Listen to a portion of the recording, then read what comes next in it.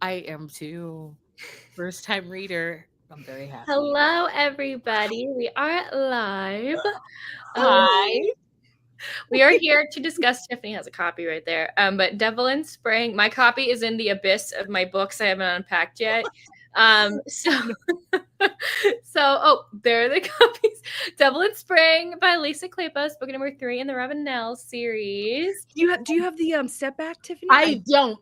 I have the one for. I found these. I only have the one for the first two. Do you guys want to see Gabriel? Please. I have the step back version. I can't. It's in the abyss. Oh, it's so good. Oh, He's so wonderful. I love hi, him. Lisa. Hey, Lisa. Oh my gosh, look at that dress. And you know what? We'll get into it, but I'm so happy that we get to see the dress because the wedding scene in Devil in Winter is just absolutely hilarious. And so I think she kind of made it her own for Miss Phoebe here, but Pandora. But I'm glad we got to see the dress because I was like, oh, I want to see more of this wedding, but the honeymoon was hilarious. So I think you were going to sneeze. It's been a long weekend, Avery. Yeah. So I'm working like 60 hours a week. So your girl only has Sundays to do anything I want. So I'm like, I slept in today. I've been playing with her all day. Look at she being. She's super cute. She's distracted. Now, did I see a little kitty cat tail though too? I feel like I saw. No, I we don't have made a that cat up. yet. My roommate wants to get a cat though, in October. But it's fun. But no, I am tired. But I'm still here. I actually finished this book. It's a reread for me because it's my favorite in the series. If y'all did not know, I actually finished it last Sunday because I was stupid and thought it was last Sunday. So it's been a week. So bear with me, y'all. I have a horrible memory. So we'll jog your memory. yeah. Even though this one is my favorite, I love it so much, especially with like the disability representation and the caretaking and Gabriel's everything. I freaking love it. Yes, she is. So I love it so much. I really do. I reread Devil in Spring. I still love it and gave it 5 stars again. Pandora is my favorite Ravenel sister. Oh wow. Okay, so yes, I was gonna ask because I'm a first time reader, and I rated this 5 stars as well. And I was so sad that I missed the last conversation with Marion Winterbourne. But this was because oh my God, isn't he just a riot? Oh my God, he's so rough and gruff. Okay, but I adored Gabriel and and Pandora, and also just I felt as I was reading it, she's such a modern heroine, but positioned within the time, and I love the conversations that they have going back and forth, and I love like her assessment and her stipulations and everything like that. We got to see some cameos, and so I had a lovely time with this, and also. So I rated 5 stars, first time reader. I wanted to know where it fell within the series for you guys who have read it. So I hear it's your favorite. Is where does this land for you, B? I was very curious. And in the chat, because I'm just meeting everybody and I'm already excited for other characters and stuff like that. So. Truly. I mean, for me, personally, I love the entire series, and I did enjoy Marion Winterbourne a lot. I think I gave it 4.5 stars. Yeah. But right about now, for me, is where the series just skyrockets into practically perfection. Mm-hmm. I feel like, I mean, there's one maybe that I'm not as excited. I mean, they're all good. They're all good. No, don't get me wrong. But until I'll just say until the very last one, which was not my favorite. Last one is. Okay, that's what I'm talking about. Yeah, it's the Devil in Disguise. Yeah. Yes. Okay. That's the one that I've read. Yeah, this one. This one is not. I mean, it's hard because it's got such high stuff to live up to after all the other books in the series. Yeah. It's rough. It's rough. I think to live up to that. But yeah, 5 stars. I think this is the 4th time that I've read this, and it just never gets old. I know I'm going to read it again. I love it to pieces. I mean, I love the side characters too. I mean, like you were saying, we've already talked about how much we love the entire ensemble cast, the families, but I love Dragon. Oh my gosh. Oh, we gotta talk about it. Their meet cute. Yeah, I'm like, this is peak. It really did feel like that going into this book. It feels like Cold Hearted Rake and Marrying Winterborn. Because we talked about this with the Hathaways, that they could be one book, right? Because it's kind of things, their stories like ending, like this introduces things in their stories like ending here. And I felt like, okay, I kind of saw this as like one contained story. And then you jump into this with her at the ball, her and Cassandra. I love them as sisters. And then we get to see like what her ear does in light of like the season, and we get to see it in action. You know, she's very, I think I like how Lisa like shows us in active ways their characterization. Like she's the kind of lady that would go out into the dark despite, so we get to see what's happening. And I like that instead of being told. And their meet cute was absolutely hilarious. Yeah. It was like favorite. Totally. Best meet cute, yeah. And of course, Marcus is everywhere. I'm like, oh, we're getting a Marcus pop up. But anyway, their meet cute was so funny. I mean, and of course, talking about cameos. And the first time I read this, I had not read The Wallflowers. So I'm like, who are Sebastian and Evie? And I was like, this is kind of nice. But after having read The Wallflowers and that scene where it's something, okay, I'm going to get it wrong, but I'm paraphrasing, where Sebastian says to Gabriel, like, be careful. Those wallflowers will steal your heart. I got goosebumps from my head to my toes. Oh my God. I was like, that is the cutest thing I've ever heard. He's like, oh, she's a wallflower? First time reading 5 stars. I didn't quite make my lifetime favorites list though. I thoroughly enjoyed it, but it just, okay. Yeah. These are like, this whole read along is sticky for me, because if I start getting into these where you just start getting used to 5 stars, you start getting like, I start getting a little choosy when I pick other things up, because she's just so skilled. I know. And I can't wait for us to talk about the author's note. I don't know if like everyone's edition had that. I read some of it physically, and I also listened to the audiobook. And the author's note, I thoroughly enjoyed, because she talks about, Pandora's game, and we'll probably get into that, sounded like Monopoly to me. And she goes into why and how it was based off the woman who really created like the landlord game, and how that was talking about, there's so many conversations in here just about like feminism, and like I do think she's a very modern heroine, but I appreciate how Lisa puts her in the time. She doesn't get quite everything she wants in her negotiations, and that's because of the limitations for women of the time. And then she goes into that. The author's note was great, and I just felt like I was like in peak reading. So yes, this isn't an all-time favorite for me either. It's not like, again, the magic, I don't know what it is about that book. Sometimes I feel like these authors are just like channeling. That book is just on a, I don't know. I can't describe it, but it was a 5-star read for me too. Yeah. This one is in the series. Okay. Yeah. That one's good too. My other favorite is Chasing Cassandra. Chasing Cassandra. Tom Severin. I can't wait. I love that man so much. He reminds me of did you read The Madness of Lord Ian Mackenzie? Yes. He reminds me of Ian. Oh. Like he is, I think he is autistic. I think he is also. And he's like, he meets this woman and he's like, you're stunning. You're mine. Like that's it. Oh, he's so devoted. Like I love that I'm reading pages.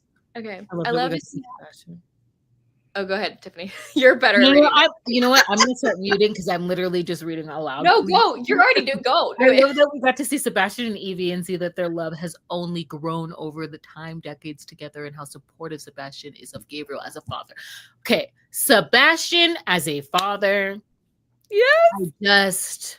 I adored it. And there's a line in here where she describes, I loved that too, getting to see Evie, where she said that she's like the hub or the helm of the family, that everything like kind of buzzes around. It's so beautiful. And she was so like tender with her. And like, I loved there were quiet moments. There were quiet moments that were immensely felt between, her mother-in-law. It was just like taking her out and telling her the story about when he was a child and just his nature. I just really, really enjoyed seeing them.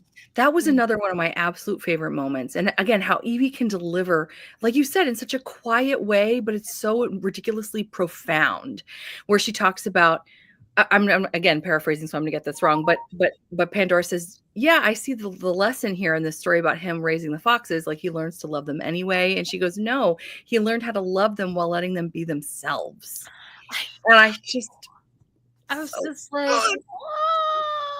and even like everything about her, could you feel it? Like before they go out, she says that she throws over this like cashmere chemise, and it's like, it's light and it's like, it's scented. And I'm like, isn't she such a lady? It's just ridiculous. I am like a bull in a china shop. And I can relate to that moment where like everyone's like buzzing, and she realizes, like Evie knows that in that moment where she decides, yes, I'm gonna marry you, her life has changed.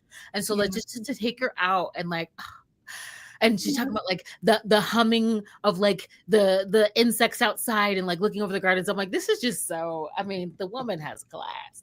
Yes, she does. I was just, and I love a house party, especially after like just the comedy of her getting stuck in that freaking chair and her making up words. She was so inventive. I love her. Where did she call the word something? I made the pitch too of I made this pitch too. If you love Bridgerton, like show Eloise, you'll love Pandora. Oh, yeah. Oh, I love that. She was definitely giving Pandora. Yeah. Mm-hmm. Book Eloise is not the same as show Eloise, so I'm not going to say that. But if you like show Eloise, yeah, because so Eloise is giving me Pandora. Even in the moment where I love how from when she realizes he's trying to let her, like, we're not going to get out of this. Like Marcus doesn't help him out here. And she realizes, like, I like how we get her thoughts of like, she realizes she's losing the argument. She's going to have to come up with something else. Right. Like this is actually happening. And she's in it and she might not be able to get out of it. Oh my gosh. We also give a applause to, man, I can't remember people's names, but the guy from book 1, and him just being like, Evan. Yeah, just if you give him a try, you don't have to marry him. Yeah, I love that. Yeah, we'll figure it out. Yeah, but we did get to go to the countryside. I'm like, okay, herring house. I love that. I love when we're same like unity of space and time with all of our characters. And so I love a house party. I love a house in the country. And I like how they got to go for a week. And then we get to see like Sebastian's family dynamic. And it's just so great. Yeah, we need books with Ivo and Raphael and Serafina. Like they would be so amazing if we could get those. I would love it. And that's like, because there's such a range of age. And even like her seeing him in the countryside outside of his suit, just the way that he's described is like so angelic. Yeah. Just like all rugged, holding the kids. I was like, this is so unfair. I just felt felt for her. I was like, this is unfair. This is so unfair. How are you going to fight this? One of my favorite scenes in any historical romance ever is Pandora and Gabriel in the Holloway when everybody else has gone to the beach and he's got it's so intimate. I know. This is what I'm talking about. This is what I'm talking about. That steam too. Yes. In this age of like the pendulum swinging and I want a glance to feel like steam. That just tiny like impulsive kiss of the clavicle where she just, it's so subtle, but so I was like, I'm hot. It is so intimate. It's so like, and the way that he was just like, wait a minute, what just happened? Because she couldn't control her impulse. She just put her lips like right there, and she could smell him, and then he's got like his hands on the roots behind her, and I'm just like, this is so good. I'm like, Lisa, and then before I put too much on it, here comes his sister. Like, what are you guys doing? I like their relationship. Their like sibling relationship was so good. I loved the dynamics between Phoebe and Gabriel. What does he call her? Like a sanctimonious prig or something like that? And she calls him like he's like, oh, it's our banter. Yeah, and I like that. I think that was important for like Pandora to see like a woman like Phoebe. Like, she's very sheltered, and like, of course, she's been sheltered, and then she's done like this season before, but to see like Phoebe, like, we're just out here, this is our dynamic, like, I can be your chaperone. I liked that. Or in little ways that she describes, like, where what is it, like the changing room that they had on the beach, like, we don't really use it unless we have a guest that like prefers, you know, if you want to go all the way out there and like change your suit, it's fine. But she was just lovely. Like, Phoebe was lovely. I loved the way she spoke about Henry. You know, of course, that's getting us ready for, excuse me, book 5. Yeah. I'm going to mute. I have something in my throat. You're good. You're fine. My other favorite scene I think about all the time is them meeting at night. When she loses her balance and she can't hear well because it's dark. Like, that's one that I think about all the time. So I am obsessed with that. Her shuffling along with one big slipper because made those 2 slippers, and I just was like, that's so dear. It's so good. When Gabriel takes one for blackmail, I'm like, I wonder if that's the big one or not. He's not, because his father was. Right? He's like, it's not me, it's my father. But well, you know, in the middle of the pack for me, Marrying Winterborn is my favorite, following by okay, so that's our next book. Okay, I'm excited. I'd like to know, like, what Hello Stranger is our next one. That one's the next one. Hello Stranger. The next one. And this, because I can't help it, this is my favorite one. Yeah. This is where we get to know more about Ethan Ransom, and they leave that little nugget in the end of, he's got those blue eyes ringed with black. I've only ever seen that. I thought that. He's like, what is your connection to the Ravenels? He goes, there is no connection. My father was a prison guard, and my mother had a profession that is too sensitive to speak of. I highlighted all that because I was like, what? I know. And Dr. Garrett Gibson. She's fabulous. It's so good. Okay. Sorry. So fabulous. I can't help myself. I love to see novella between. I loved Draco. I love Draco. Dragon. At the end, when, you know, they're talking to him about, you know, are you really a pirate? And that, yeah, the kids, it was so cute. And I was like, oh my God, not him playing along with them. That is so sweet. No, like, he's entertaining the children, or is it the other way around? Right? Yeah. There's that part where Gabriel's like introducing him to his friends, like, oh, this is my associate, like Drago's like, oh no, it's Dragon now. I know, he's along with it. It's just yes. Yes. I loved it.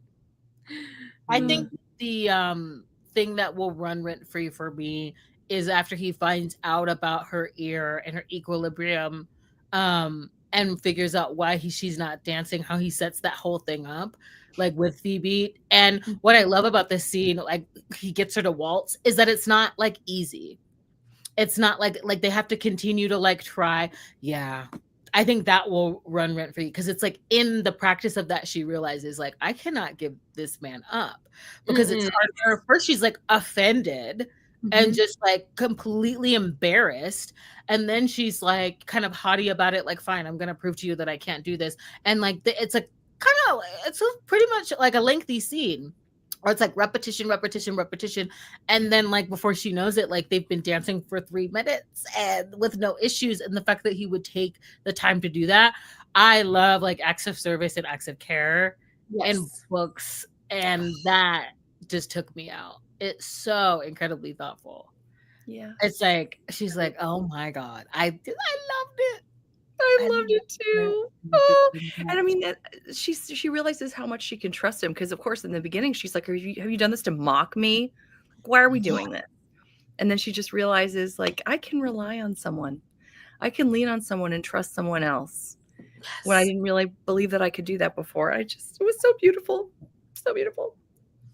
It's crazy to me. It's like, because that what is it?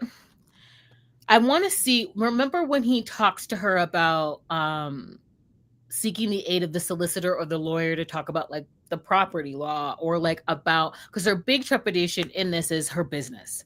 Yes. I love how she is reluctant to marry because she knows as a woman, anything that she owns will immediately become her husband's. And so I like how like Lisa has that conversation in this book through her character. And that's what makes her very, I guess, modern in the sense that like she'd rather have her business and she recognizes all that she would actually lose as opposed to gain in wedding.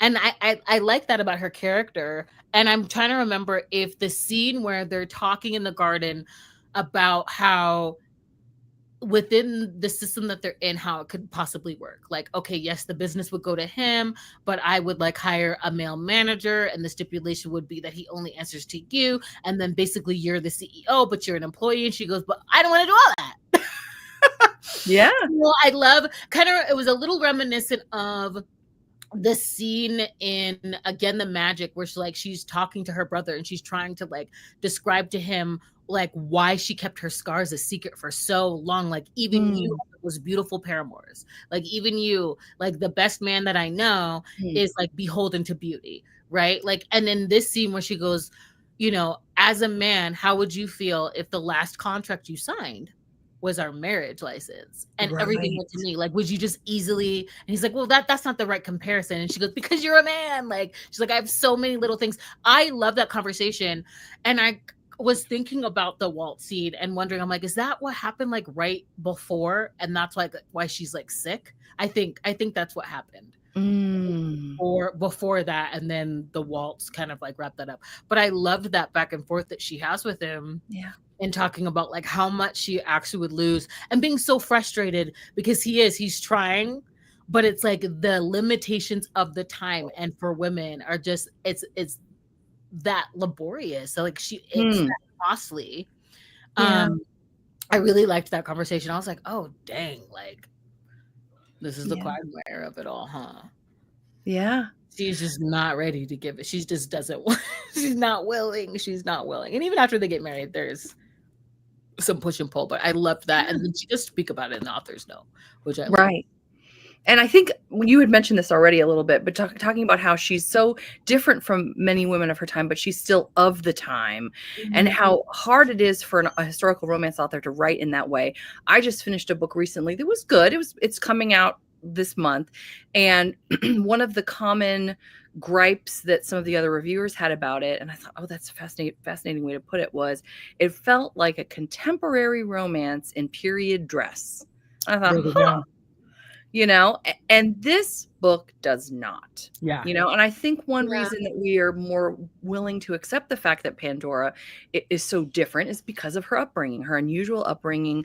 I loved seeing them in the beginning, probably in Cold Hearted Rake, playing pirates with the dogs and everything. Like, you just get this sense that she's not been raised as part of society and as everyone else. So, thankfully, she's got these radical views, know? And I just love that. And I feel like we can really believe it in this book. So. And it's interesting as well, too, because she has a twin sister raised the exact same way, doing the exact same things, and she is completely different from her.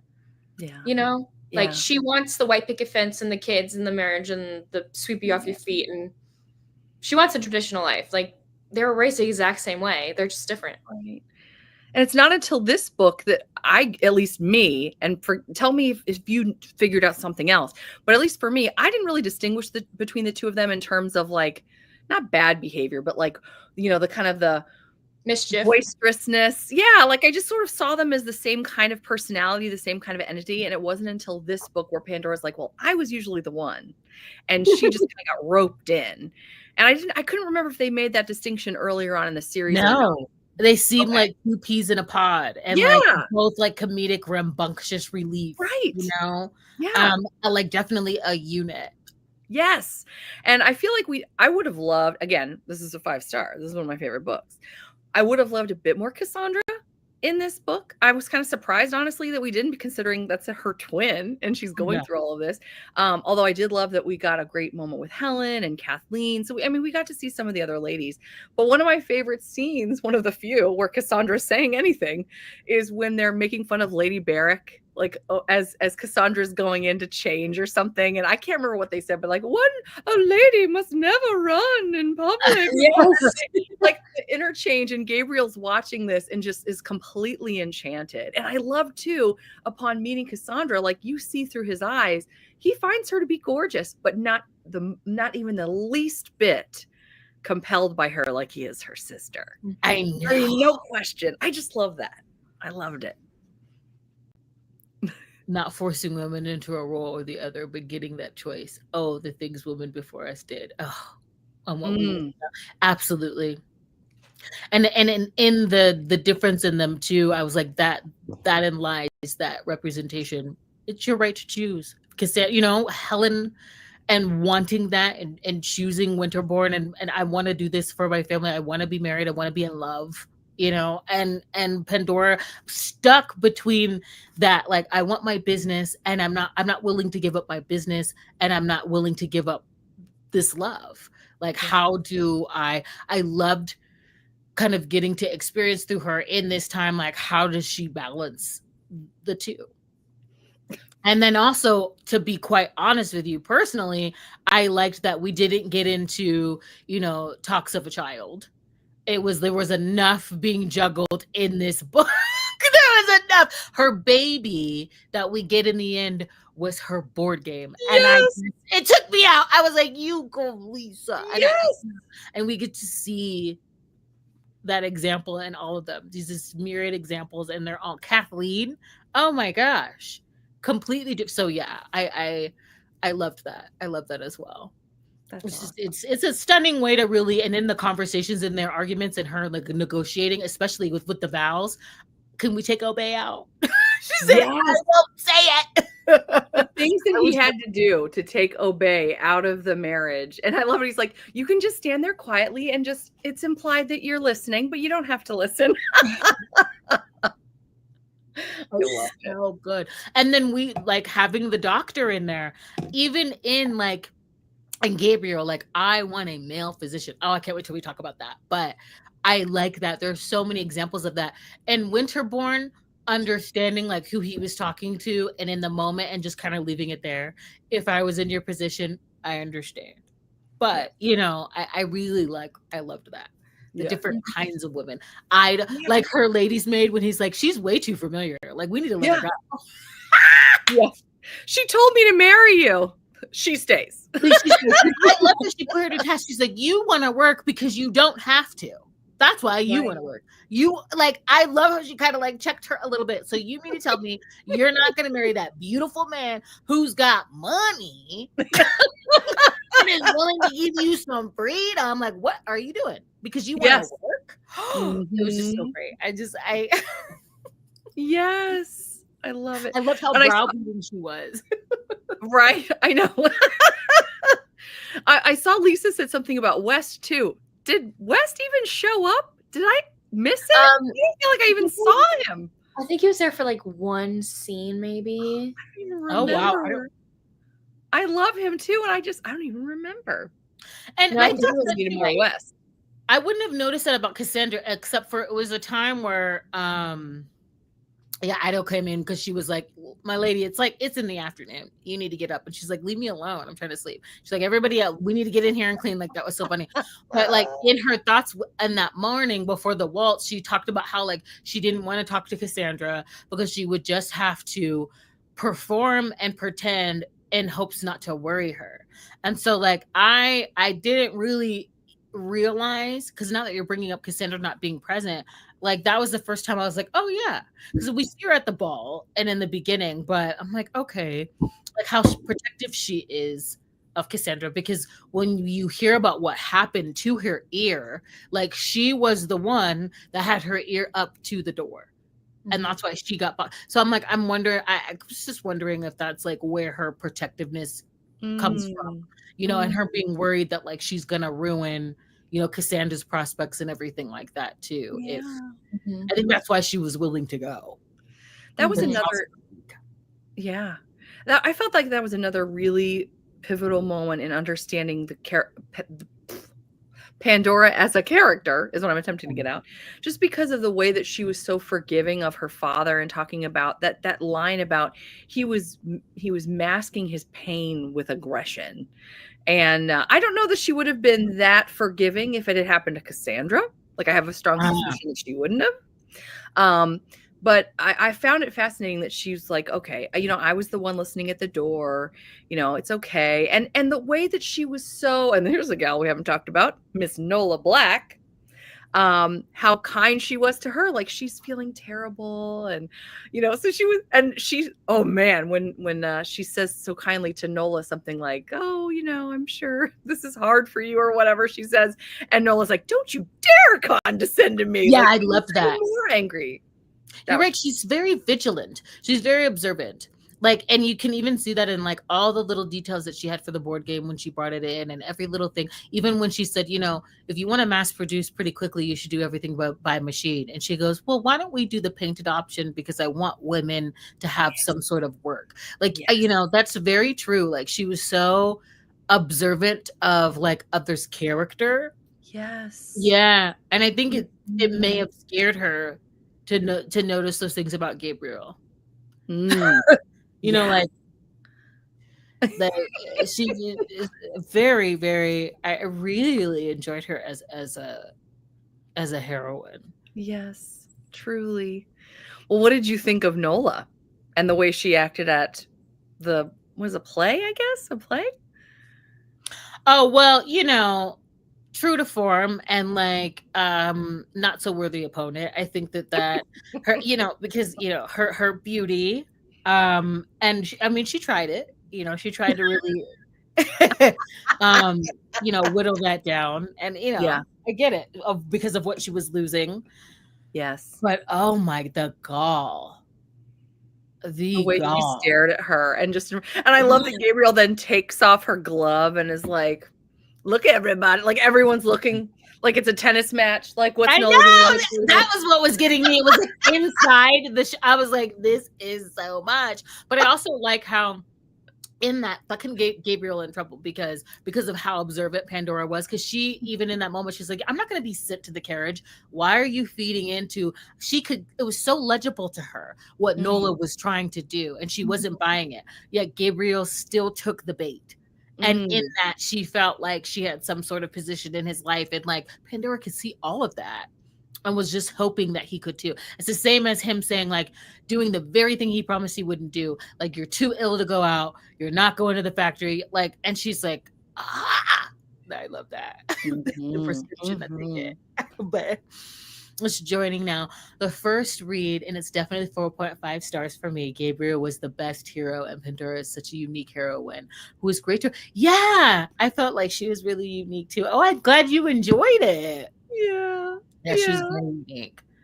So Avery, I know you said that this is your favorite. Is there a scene that really stands out to you? Like this is why it's my favorite. Not to put you on the spot. There's a bunch. I remember I did say I love the scene when she's walking in the dark. Yes. At night, and that's when he realizes, like, oh, what is going on? Like, he figures that out. I loved that scene. And then I love the waltz scene. I love the meet cute. It's iconic. Yes. And yes. I don't know. I just love a man. I love a man who, like, in historical sense, because this only really happens in historicals. Sometimes it happens in like mafia with like arranged marriage books, but like a hero who is forced to maybe interact with or marry a woman he's like indifferent towards, and then he slowly starts to learn things. I'm like, yeah, no, I can't have anyone else, and you definitely can't be with anyone else either. So you're mine. Like, and he was so down bad. Like, whenever his father, I think, was like, well, just marry her off to someone else, like find another guy for her. And he's like, I don't think I can, dude. Like, I don't think I can do that. Yes. That scene with him and freaking Sebastian. I loved that. Was it at the gate? Like, were they playing pool? I don't know why I was imagining pool. Yes, they were. They were okay. Because I was like, they're playing pool. But I loved that. I loved his daddy moments. Yeah. And him being like, because even despite the whole mistress setup, which I thought was very hot, what did he restrain her hands with? It was some sort of lace. I was like, it was the tie from her corset. Yeah, I was like, please stop. But it was very subtle. Like, it wasn't over the top. You know, today it would be like over the top. We're in a historical, it was of the time, you know. So I'm like, if that's all you needed, you know what I mean? You're gonna be fine. If that's all Nola was doing, a little bit of restraint, like, okay. I don't know. I was just like, what's so great about, you know, anyway. Well, one of the things she said though was that she was always so unabashedly uninhibited, that she was so I don't know, just happy to be there. That's terrible. No, I don't know what I'm saying. What am I saying? I don't know what I'm saying. No, I can't allergy medicine. I don't know if that's what it's doing to me. But I mean, so many women were inhibited at that time, and he just so disliked that. But she was always just really into pleasure. You know, and I know he did say there were some deviant things, but also he just really liked how enthusiastic she was and just up for anything. And he goes, I think Pandora's going to be like that too. So he was excited because she kisses like a pirate. Oh my God. I love that line. I love that. There's something about her. Oh, yes. Oh, yeah. He was already not enjoying the idea of like setting her up with somebody else. I love that too. I personally also, I adored the disability representation and like how quick the hero was to be like, oh, okay, that's fine. Like, I'll just talk in your other ear. Like, that's not that big of a deal. Like, you're okay. And like, I love how he did not make it a big deal. Absolutely. You know? So. Absolutely. And also it seemed like many of the characteristics that she had are something that you might see in someone who would be potentially diagnosed with ADHD. And I thought that they celebrated those aspects of her as well. And he celebrated those. I remember him talking to Drago or whatever about Dragon. You know, like, this is how she is, and this is why, you know, I want you to be like that. Or like when Garrett said after the surgery, she's like, now she's gonna maybe just kind of go from topic to topic and say things that don't make sense. And he goes, you're just describing a typical conversation with her. Well, my favorite was when like part of her instruction was keep her as still as possible. And he's like, have you wrecked? Yeah, like, have you met her? That was so sweet. You have to keep her as still as possible, bed rest. And he was like, oh my God, he cracked. When she describes just like how the entire house was just silent and moving softly, and I loved that whole like little patch they had of like how he showed up for her when he in her healing and was like overbearing. But then even in that, to your point, she can see like where it's coming from, and they're able to kind of reset. But when the way you're describing it right now, it does remind me of Harry in Tempt Me at Twilight.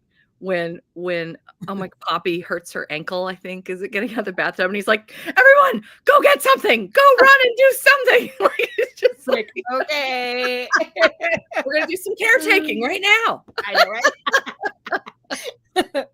Whenever he said to her after their live scene, she's like, I can hear on that side. I know he responds, loved that. Oh, and it drove me nuts. Yes. I'm like, what are you saying in that? What are you saying? Oh my God, yes. So, and I loved, were they on the boat? And they're having those plays with words. Something about, what was the word they were talking about? Oh, I can't remember, but it was like something phobia, fear of that, and something philia, love of that. And then like, and I love you, or something to that effect. And she's just still thinking about words, and he's just smiling because she's just like stuck on the word. Yeah. I just thought that was so dear. Like, it just that he's still smiling despite the fact, you know, he was not one of those guys. It's like, did you not just hear what I just said to you? I said I loved you. You know what I mean? Like, it's so sweet. Or like her. He understood it. Like and when she got hyper fixated on the tour of like when they're on their honeymoon, and the guy's like, but sir, I haven't got into the story. He's like, I know. Like she's trying to brush it along. so we can get to this honeymoon. But then he stops and he realizes, like, oh, like when she blurts out, I'm worried about tonight. He's like, of course, like she is a woman and it's her wedding night. It's not gonna happen tonight. I love how he just like resolves, I'm just gonna make her comfortable, bring her some port, not champagne. She's because that's what she wanted. But I love that about him. He was like, okay, he's just willing to course correct, like, and follow whatever her temperature. And I love that. I love that. Yes. I wonder if Pandora is neurodivergent. Definitely. Yeah, I would say definitely. And I look how they celebrated that. Also, I can't speak to the disability rep in this, but I did love the moment in the end where she goes. We notice that she's been going to the doctors, and what is her name from Hello Stranger? Gardner. Like she describes Garrett. like Garrett, what she can do, but it's not like her hearing isn't just going to be like healed. Like and that's not when he mentions it when they're at Winterbourne's, which I love Winterbourne's. Any scene at Winterbourne's is like magic to me. Like the department, it's just like, but like he asks, like, how did the doctors report? It's not like helping on her being completely healed. Or like, that's not like the thing. It's just like her comfort. And she talks about how it would be magic if you could make any improvement at all, but it's really, that scene is there to showcase where like medicine is at the time, and to showcase that she, as the one female doctor, is like contemporary and at the cutting edge. I felt like I loved that scene. It shows that more than like her hearing being healed. And that is very different. Like I appreciated that. Absolutely. Yes, I appreciate that as well. It shows that, like, there's nothing wrong with her. Yep, exactly. Yep. Yeah, that's a big point of contention with the disabled community, because I have a hard time recommending certain books. There are certain books out there in the world with disability representation that I do not like recommending because the person is miraculously healed at the end. That is not good disability representation at all. And it's very uncomfortable, like, as somebody, like, to read it, because I pick up a lot of monster stuff. I pick up a lot of fantasy stuff. And that's like my big caveat is like, she's mad. Why does that need to be in there? And so like when I got to that scene, I was a little nervous. And I'm like, oh, this is so clever. This is a way to showcase that this female doctor, she is the best for the job. She is at the cutting edge of science. She knows all the contemporary methods. So where I like kind of got nervous going in, I'm like, oh, wow, like Lisa's doing a thing here. We're showcasing like another woman of this time who is ahead of her time, but of her time. And like, that's what that scene was used to showcase. But I'm so used to it. I don't think authors do it on purpose. No. But like it's done, and I was like a little nervous going into that scene. I was so happy that they're just, I guess the word might be ignorant, that we don't want to see that. Like, we don't want to see that you fix them, because we don't need fixing. We are perfect the way that we are. We don't need, like, there wasn't a problem in the first place. You know what I mean? So like a book that I enjoy, but I'm not going to put on a disability rep video, is The Fey King's Curse by Jamie Schlosser. He's blind until he finds his fated mate or something like that, and he's miraculously gets his sight back afterward. That's not good disability representation. I think all the books in the series have that rep. I don't know, but it's not good disability representation, so I will never put that in a disability rep video. But it was enjoyable to read about. Like, it's fun, but like, that's not disability representation. That's just you have a curse put on you. And for me, that would be weird to read. Yeah, I can't speak to the rep, but it's just off-putting for me personally. I'm like, I remember I'm in a book, and then and I'm just like, oh, I just like how Lisa weaves in these like really big themes, and like, but it's like it speaks to like the scene. It's like it functions in the scene without being like melodramatic, heavy-handed. It's just like there, and that I was not expecting to get to her author's note. And I'm like, okay, I saw that you were doing the thing, but I didn't know where like the idea to do the thing came from. And I loved that. I love those like little additives. Yeah. About the board game, because I was like, this sounds like Monopoly. It really did, like, about like paying the rent and all this stuff. I was like, wait, this is Monopoly. It really feels like it. And come to find out, it is. So cool. That game was stolen from the original creator. Let me find it. Since I'm talking about it, because I was like, what is going on? And she talked about like Queen Victoria not being about the women's suffrage, was like, what is going on here? But I want to get the lady's name right, who she says that Pandora's game wouldn't exist without, so Monopoly wouldn't exist without Elizabeth Maggie's original. And that was the landlord game in 1906. Charles Darrow eventually sold his version of the game to Parker Brothers and titled it Monopoly. So he took it from her. Yeah. So I was like, okay, it sounded like that. So I liked that. True men. Men suck. I know. The best ones are fictional. Yeah. The Dimensions of Joseph. Yes! By Garrett and his antiseptic treatments. I just finished a week or two ago a book all about this. Love how I read these back to back. Yeah, and she was talking about like all of the surgery that Pandora had, and the book was very accurate. And it was like exemplar of this, the advancement within anesthesia made that possible at that time. So I just thought that was just really, really cool. And then there's a recipe. Like the recipe for Pandora's favorite blancmange. I don't know what that is. Yeah. So I'm like, well, maybe I'll make that for the next one. Oh, wouldn't that be cool? Like almost like a, you can't call it pudding because there's no milk in it or something like that. She was saying, but it's like a little custard. I want to make it. I wish we all lived near each other. I know. That way we could like do like little parties like that. That would be so fun. I know. I was like, I'm making this little custard. I do a book club with some gals. We did Abby Jimenez a read along, and we were like, oh my gosh, for the last book, we should all just, because we don't live anywhere near any of each other, we're like, let's all order Abby Jimenez's cupcakes because she has her own cupcake shop. The and then we cupcake shop. realized how expensive that is. We're like, no, it was really, really expensive. So, but it would have been a fun idea. And I'm gonna start paying attention because I'm like, are there more recipes up in here? I know, right? Because for the last one, I might need to like start baking. Yeah, there you go. Because that would be so much fun. And I wanted to ask though, how we felt about, because I love the wedding in Devil in Winter so much. We didn't really get to see the wedding. We saw the honeymoon. No. That was, I was kind of really aware of that because I thought like, how is this going to mirror that? But I think, and he talks about how like most couples would go away for like a month. He was settling for the week. Like I didn't know. I don't know if I missed it. I noticed that we didn't get to see it. Yeah, I mean, it was just this big, quick thing because Pandora wanted to get back to her board game. She did not want a big, just like. I feel like it probably wasn't highlighted because Pandora didn't even give a crap. Yeah. Whereas previous book, she did. It's very different. I mean? Yeah, I was like, okay, I don't know. I was like, I noticed it wasn't there, but I'm like, I don't know if I missed it though.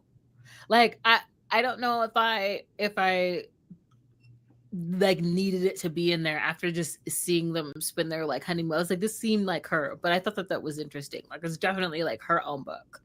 At least I think the thing that was go ahead. Go ahead. No, go ahead. Well, she's taking a sip. While you sip, I'll say something and then you go.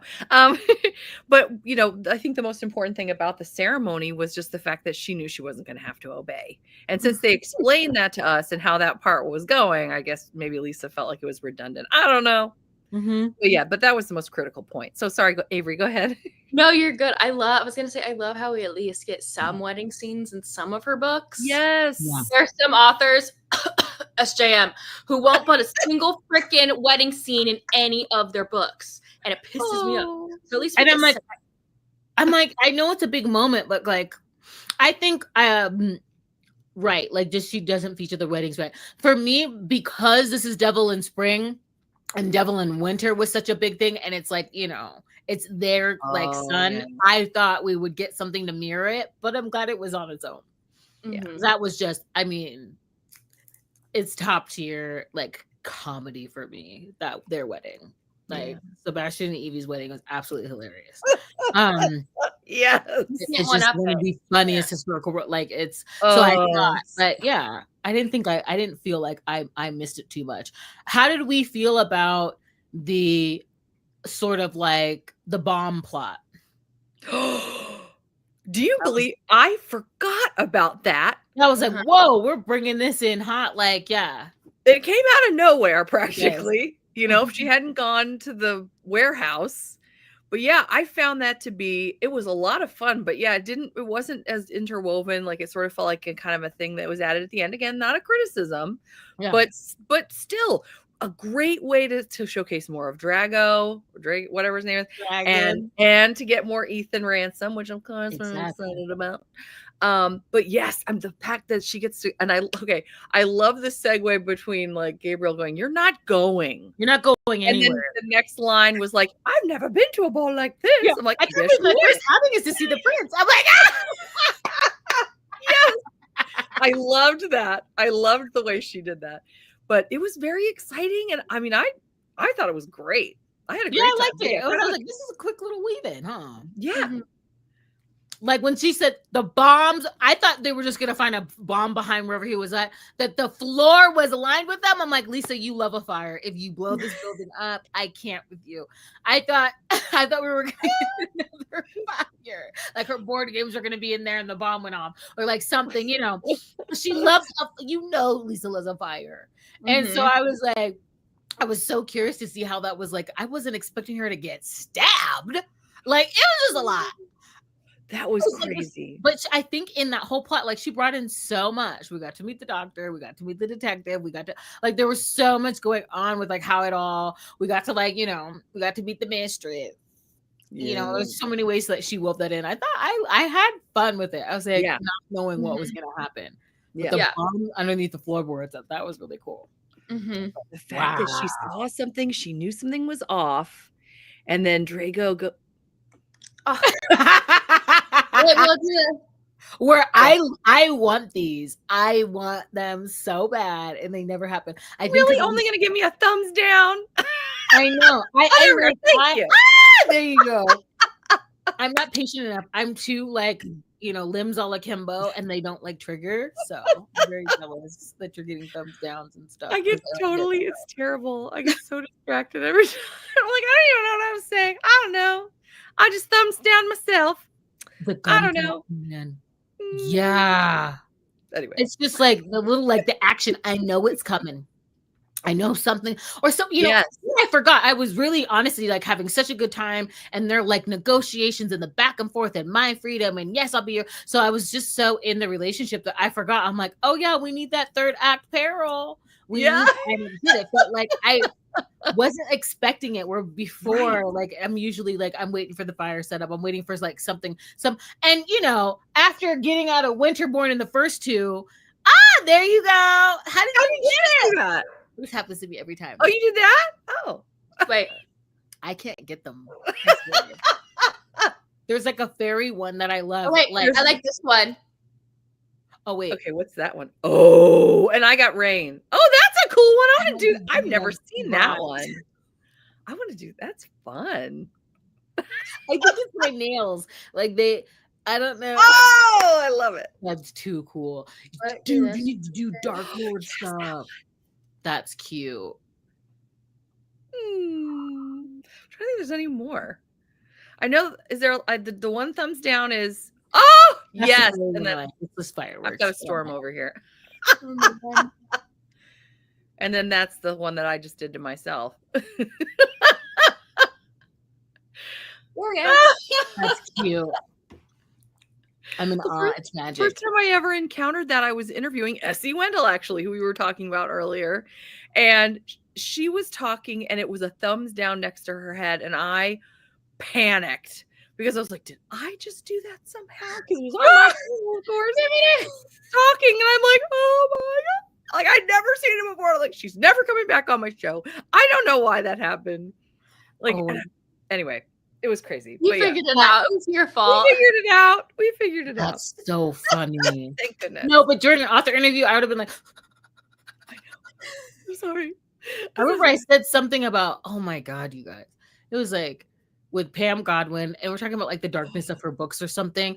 I don't know how anal in like the same conversation when it comes to like what she allows her kids to read. I wasn't implying that, and I was freaking out because I thought, because she was like, there's certain elements like her kids don't read her books, you know, because they were like really, really dark. I don't know how we got into that. And I was like segueing into like something else because she's done like MM, and somehow I was hoping, thank God she didn't think that, but she was like, yeah, she's like, I like to read it, but it's not for my kids. And I'm like, I wasn't implying that like you're letting your kids read. Like we were talking about anal. It was just so, I was quiet. I was so mortified. I was so mortified. So like, yeah, I like the thumbs. You did great. You did great. We've You all just been there. let it go. I was like, oh my God, I'm talking too much. Like, author interviews are like different because you're just like so excited that they're like willing to just give you any of their time and like willing to. So you want to like get every little thing. Right. And it wasn't like, and she didn't even think that at all. She was like, no. I was like, oh, okay. I was like, thinking about the whole time. So. Oh, that's too funny. Okay. Well. Weird tangent. I'm so sorry. Well, I think I did. I started it. We'll always have a tangent, I feel like, in one of these. But that was our live show for Devil in Spring. Devil in Spring, everybody.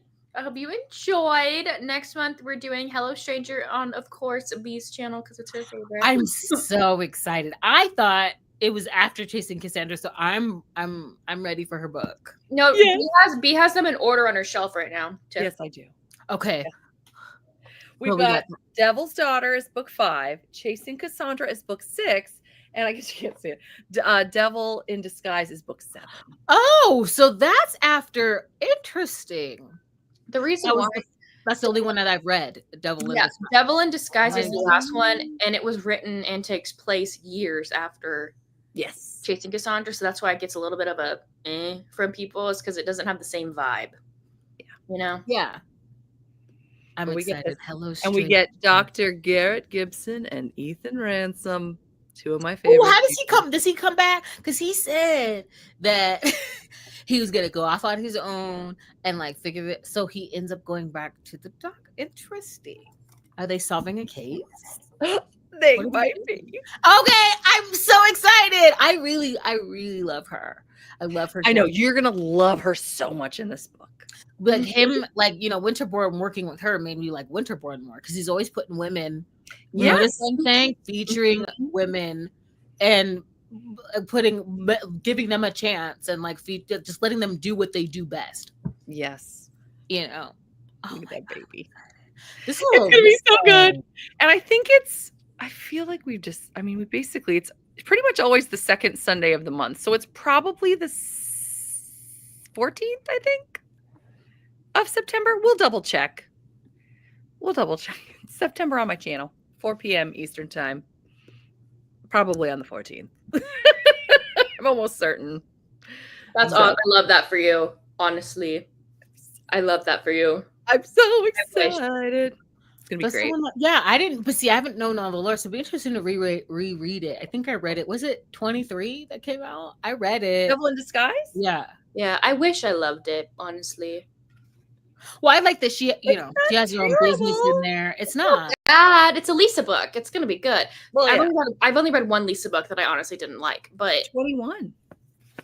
It was Someone to Watch Over Me was one I did not care for, but every other one I've liked. I like that. I recently bought it because we've been talking about her. Mm-hmm.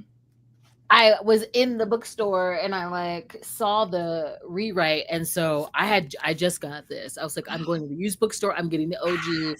You're not changing. I don't know. I was up in arms about the book changing because I really like this book. Mistaken Identity, Amnesia, Bow Street Runner. So I'm excited that we're having a detective in the next book in Hello Stranger. I love it. It's another like working class, like they're capable. You're gonna love this book. You're gonna love it. Yeah, I can't wait. Yeah. Okay. And is he a Ravenel? Okay, so I'm gonna stop. No, I'm like, he could be. I'm like, because she's talking about and I was like, was his daddy really? So we'll see. I'm excited, but this was lovely. I'm so glad you liked it. Really, this is a favorite of the series, so definitely, I think so far. Yeah, absolutely. Okay, well, Thank y'all so much for joining us. No, Tiffany, stop. You're fine. You are fine. I love it. But thank y'all so much for joining us. Make sure to join us next month on B's channel, and check into all of our Instagrams to stay updated for the like specific day and time and everything like that. So thank y'all so much for coming. Bye.